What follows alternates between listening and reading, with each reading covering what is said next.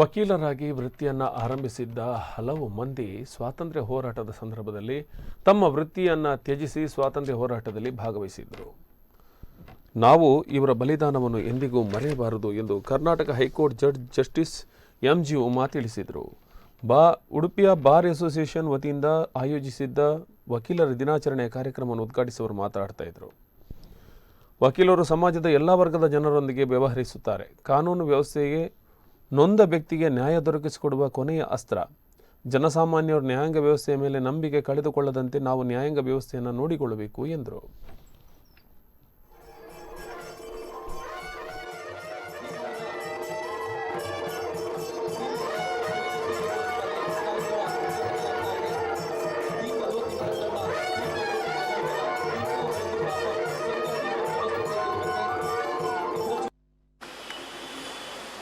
Analyze the significance of an advocate in the society. We hear that it is a noble profession. Why it is called a noble profession? There are so many other professions equally noble, but why this profession is chosen as noble? It is only because of the sacrifice, the leadership quality, the struggle which our forefathers, especially the advocates,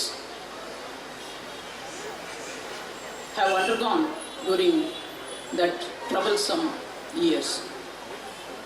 An advocate, ಈ ಸಂದರ್ಭದಲ್ಲಿ CMR university dean professor doctor T R. Subrahmanya, Karnataka ಸರ್ಕಾರ additional advocate general Arun Shyam, Udupi ಜಿಲ್ಲಾ ಮತ್ತು sessions ನ್ಯಾಯಾಲಯದ ನ್ಯಾಯಾಧೀಶರಾದ Subrahmanya J N, bar association ಅಧ್ಯಕ್ಷರಾದ B. Nagaraj, ಪ್ರಧಾನ ಕಾರ್ಯದರ್ಶಿ ರೆನಾಲ್ಡ್ ಪ್ರವೀಣ್ ಕುಮಾರ್ ಉಪಸ್ಥಿತರಿದ್ದರು.